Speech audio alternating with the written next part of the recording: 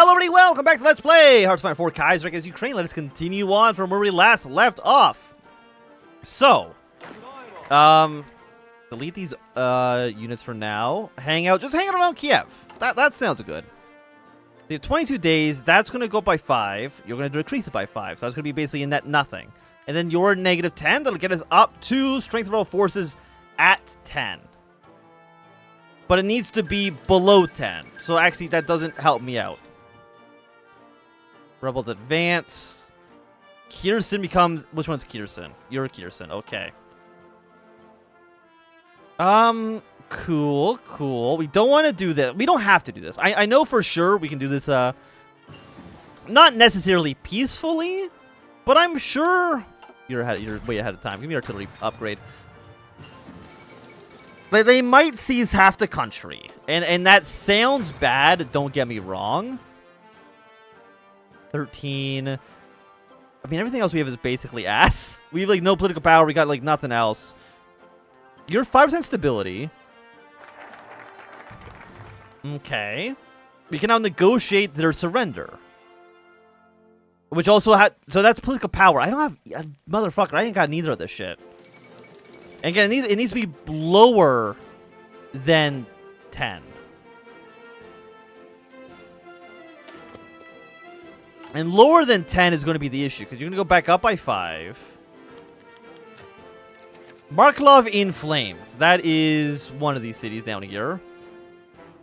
Here's because of the militarized zone, send reinforcements to Sevastopol. Encouraged by the uprising in Odessa, the Work Council in Marklov has demanded the city's police stand down and hand the city to revolutionaries, or a violent uprising will start. There is an infantry brigade stationed in the city, which is kept order until now, and they've requested reinforcements after the ultimatum, fearing that the Borobish guards of Odessa will advance to Marklov and help the locals take the city. Sevastopol is here. That's Crimea. No, Kherson. 25 command power. I mean, where do you advance next? Because you're going to be down by 10. Gets them down to... Well, get me down to 0, I guess. Because you get down to 10. But 10... Look, notably, 10 is not less than 10. Oh, decreased by 5. Reinforcement naval infantry. The city of Marklov has been fortified well against the rebels. Rebels sympathizing in the city have been attacking our troops infrequently, but they have not dared to start an open uprising. The VDR units in Odessa in the north have arrived to block routes to the city, but their incursions have been fought back successfully. So that gets us now down to below 5.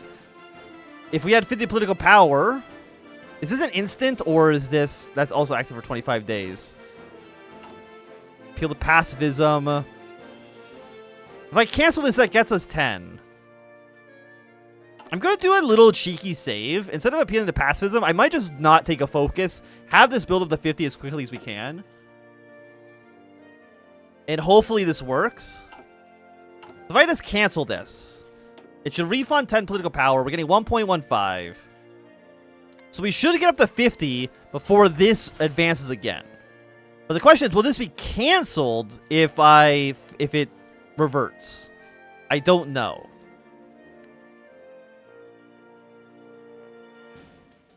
I mean, we're never going to have the 80 command power. Like, that's just not happening. We didn't go down the super heavy militarist path. Negotiate their surrender. Now we will appeal to pacifism. Yeah, that's fine. So if you go back up to 10, does this get canceled?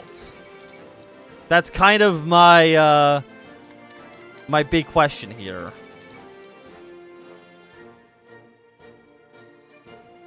Okay, it doesn't get canceled. So that should fix the revolution issue. Well, that's assuming that they say yes. Oh, it decreases by 10. We get some stability as well. That actually gets another 0. The VDR's Big Ten organization united only in their desire to overthrow the Hetman. It's possible to appeal to the more moderate wing and try to sow disunity among our enemies. In particular, the Social Democratic USDRP had never been fond of violence, always preferring the more legalist route over violent revolution. By offering them an all-out brand publicly, we might get them back to the negotiating table or at least hurt the VDR's unity. Doroshenko's radio address made sure to downplay Skrbensky and gave a clear message that he was really in control of the hetman's government and was willing to continue negotiations. He assured that all summary execution and gross mistreatment of VDR prisoners will be punishable in a court-martial, and the VDR fighters who stand down would not be persecuted for merely taking part in the rebellion. A grand promise of liberalization were also made. He also expected the VDR to avoid overreactions if it truly is committed to civilized values. While such demands only met ridicule in the more revolutionary parts of the VDR, they dissuaded many supporters of the USDRP and caused them to call for restraint, which calmed down the situation in some regions. Okay, we have 8 more days. We're up to 0%, or up to 0 strength. A maximum of 5 folk may be taken to decline. Okay, so we can only take 5. So we took this, we can't do this. Well, then I guess we'll go back to our mills. One of you were a factory. Yeah, give me aviation workshops, please. And also, let's build ourselves 1 military factory in Kiev as well. Okay, 3 days.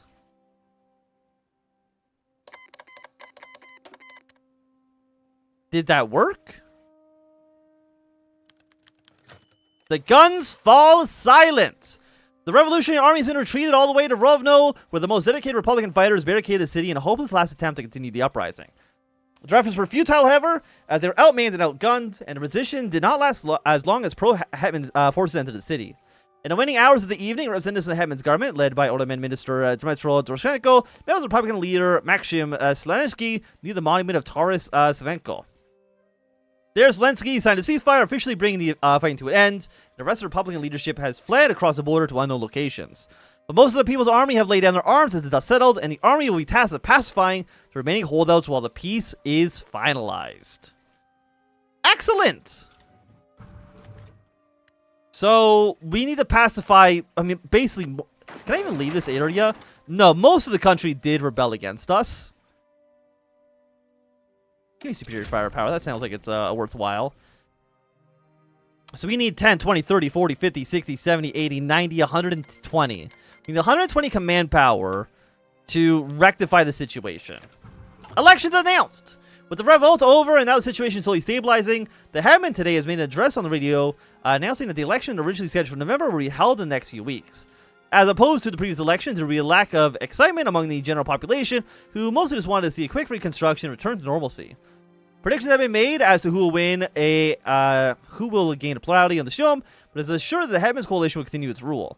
The URPD has been rocked by defections and splits ever since revolt, and a lack of powerful opposition is surely to elevate the coalition to an even stronger position. Another point of notice is that US KHD, its fate remains uncertain, and the election of 37 may prove a pivotal moment for them. Well, we fixed everything. Belgium joined the Entente. That's... I mean, I was going to say that's fine. It's not really fine because it basically... Belgium's going to fucking die to France. There's really nothing... no way we can stop that. Okay, excellent. All you guys are deployed together. We love to see it. And I want to duplicate you. They got to replace you with heavy tanks. Save you up. Get me at least 1 division. We have 20 heavy tanks. It's not a lot, but it's something. But you know what? Just go infinite for now. But we do want reinforcement to be top priority. Thank you very much. The Ukrainian election of 37. Originally scheduled for sometime in November 36, the Ukrainian elections were postponed due to the revolt. But with the revolt now over, the elections were able to proceed. Low turnout characterized the elections of the year. The lack of powerful and unified radical Democratic Party, which split as a result of the revolts, contributed to a sense of aloofness penetrating the national mood. But naturally, the coalition between the Agrarian Democratic Party and the Agrarian Statists have won the elections, but the result was peculiar. The Agrarian Statists' more ideological nature has proven to be a boon, as their electorate was more easily mobilized than that of the Agrarian Democrats. Although the Agrarian Democratic Party retains more seats than the Agrarian Statists, the latter has outperformed expectations. Kuropatsi is appointed as Shira Schmidt, leader of the Agrarian Statists, as Ultimate Minister. Despite the Agrarian Statists' newfound power in the coalition, the organization faces opposition from every corner, and the Agrarian Democrats and the Hetman are now watching its every move, and only time will tell if they're able to fulfill their promises to transforming the Ukrainian state. Okay, fantastic. So the center has held. Very cool. Oh, and Exodus gets rid of all of the other political trees. So I don't have to look to see which one I need to be at. Oh, excellent.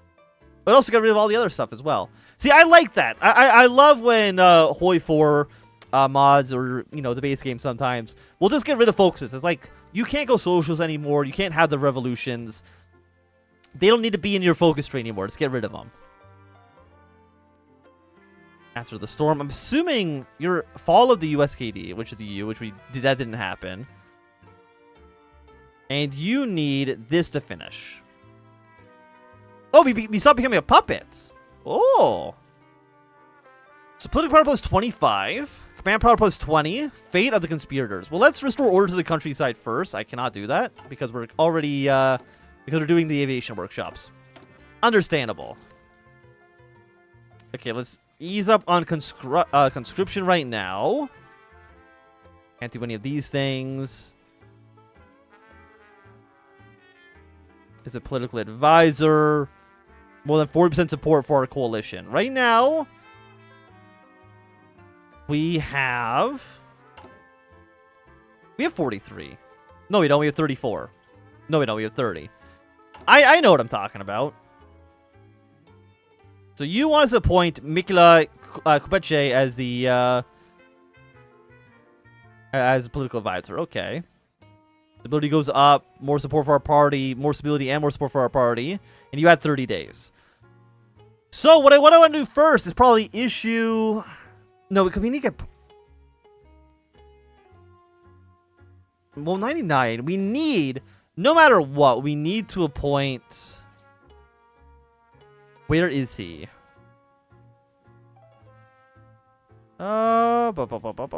You. Party popularity stability mod. You know what? You're actually pretty good. You're actually pretty good. So you probably want to get you. Costs 150. So we have to save up for that. So we don't got a choice. Not many have seen this outcome as the most profitable, but it's what it is. After a short period of deliberation, Pavlo Skrensky, the hetman of all Ukraine, chose to invest Shira Schmidt as the leading figure of the USKHD with the authority and responsibilities of the office of Ottoman Minister. The audience granted to the would-be Ottoman Minister was brief, though, allegedly, not without its curious moments. Much later in private, Schmidt would recount that upon arrival, he found Skrensky idly thumbing through the pages of Vladimir Lepinsky's historical work, Ukraine at the Tipping Point. Putting the book aside, he is rather dry and matter-of-factly manner informed Schmidt about his decision, a relatively strong electoral performance, trusted advice from his close confidants, and a long-standing history of hard work towards the well-being of all Ukraine. Were mentioned among the reasons for his appointment. Shortly before Schmidt's departure, Skrensky supposedly remarked that while Václav Lepinsky, who remained as the hetman's personal advisor up to the moment of his death, was many things, he certainly didn't lack loyalty or true dedication, qualities hardly found among modern statesmen. Advocatingly anecdotes aside, the reason for his curious choice of Ottoman minister is most likely quite prosaic. After the fiasco of Droshenski's government, Skrensky opted for a candidate whose backing in the Shum was strong enough to grant him certain legitimacy, not strong enough to give him the ability to act independently.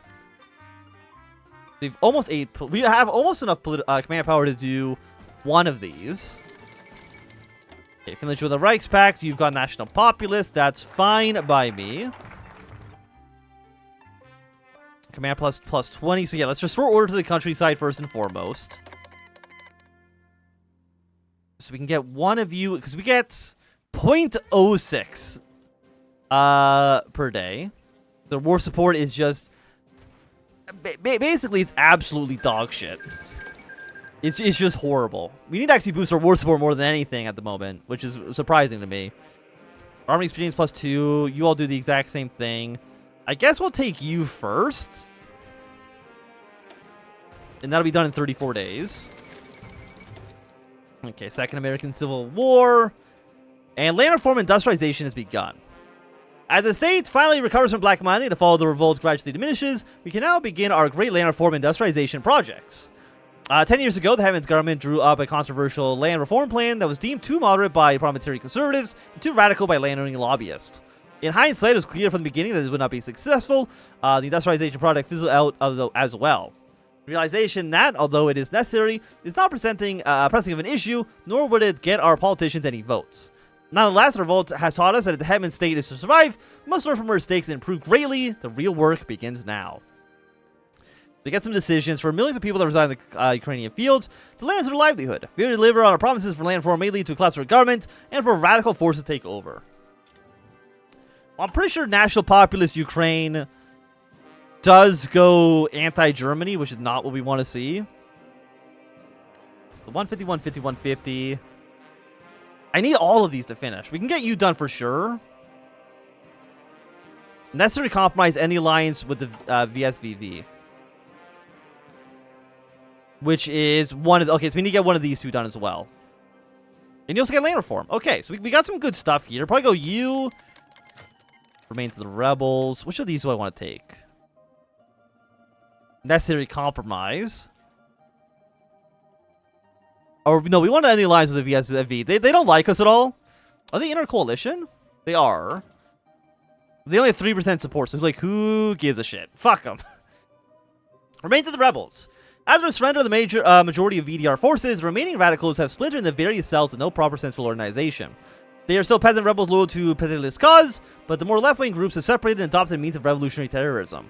The police and army have been combing through the countryside to fry out the remaining rebels, but the work is slow and casualties are common. Especially hated are the bombings. Good old social revolutionary tradition already from Tsarist times, amid artillery officials, which often results in other casualties too. Sentences are harsh, as most rebels at this point will face execution, sometimes even without a trial, allegedly having died in a shootout or resisting arrest. Okay, 13 days. We have 3 years. By 3 years, I mean 2 years to finish the land reform. I mean, that shouldn't be, like, too difficult of a task. You're still, like, a year ahead of time. I don't want to waste my time on you. You need basic small airframe. We can probably get at least some planes kind of in the air. Okay, regarding cooperation with the VSZV and the protests. I mean, we've basically kicked them many times. As the state begins to embark on its ambitious land reform industrialization project, a crucial debate is going on in the Council of Ministers regarding the status of the VSZV and the protests. Audio Minister Shay Shemet, among most of the Shem, has encouraged the Hetman to sack the mayor representatives of the protest assembly, as well as a principal official tied to the great landowner faction of the Union of Landowners. Boom, they're done. Get them out of here. Okay, so you're almost ready to appoint our... Why is you want... The Entente actually getting a lot of followers here. We'll do the cooperation or state guidance. We're no longer allowed to do you, but we will do... we'll end the alliance here. Land reform score, industrialization score goes up. Is there... Wait, is there different... Your land reform... Oh, there's 2 different ones. Oh, okay. Well, that's good to know. Also, we want to pacify 2 regions, please. Excellent. Any of these we care about? No, not really. Not too much. We could get loans from Germany. That is a stability hit. And it just gives us 80 political power. Can be taken twice. I mean, is 5% stability worth 80 political power? I would say no. So I need to get you in charge. We go from 60 to 69. Nice. But that does... that fixes one of you. Yes. Okay, so you've done conservative on the Union. Big thumbs up. For many, the anti-Hetman revolt was, for all, dispelled the notion of the Hetman's regime as sole possible guarantee of stability so desperately needed for the development of the young Ukrainian state. Yeah, with this array of the Republican forces, the greatest threat to Hetman's dominance over the political system remains the question at large for many. Some signs are indicating that the greatest threat to Hetman may not come from the left, as it once did, but from the right. In the situation the Ukrainian state finds itself in, the nature of the League of Ukrainian Nationalists, an organization fully and zealously dedicated to radical change, has given the one small and relatively unemployment group a chance. The military has become one of the most prominent breeding grounds for the organization, that affecting during the revolt, as well as the subsequent attempts of the current regime to make the army more politically reliable, has led to the League to intensify its agitation among soldiers and junior officers, involving a vision of a Ukrainian state guided by the principles of duty, discipline, and military camaraderie. Well, I'm not like super worried about them, but it is something we do need to be aware of. So right now we're up 33%. We're getting good points here. Land reform is very poor. You're very poor. 90 is needed for the best. Any excess score is converted into 5 political power per point. Okay. So we need 90 and 90. Right now we're at 0 and 2. But again, we have many years to deal with this. We're going to get our points here. we're kind of going to ignore the military tree for the time being, because we have more important things to really worry about, I would say. Yeah, Industry 2, thank you. Yeah, we just have like just more important stuff. The history of the Ukrainian Rus. The final tome of Mikolai Horevsky's History of Ukrainian Rus covered the events of 1657 to 1658. It has been published today. The 10-volume treaty has become his magnum opus and a comprehensive history of Ukraine. Horevsky's work has been crucial for the conceptualization of Ukrainian historical process as continuous and independent from all the Russian historical narrative. Some analysts have a tendency to assign Horevsky to a popular tendency of Ukrainian historiography, which emphasizes the critical role of the masses in the conceptual representation of the past. The school of thought is usually contrasted with the statist tendency, most notably represented in Vasily Lipinsky, Stefan Tomashkishkai, and Dmitry Doroshenko, and focus on the sole role of the national elites in the state-building process. Well, thank you for the political power. I do actually need it, so I appreciate it. And also, I need this support. But I think with all of that said and done, this will be a great time for us to end out this episode. So if you've enjoyed, remember thumbs up. Not enjoyed, you can always thumb down. You want to see more, subscribe, and goodbye.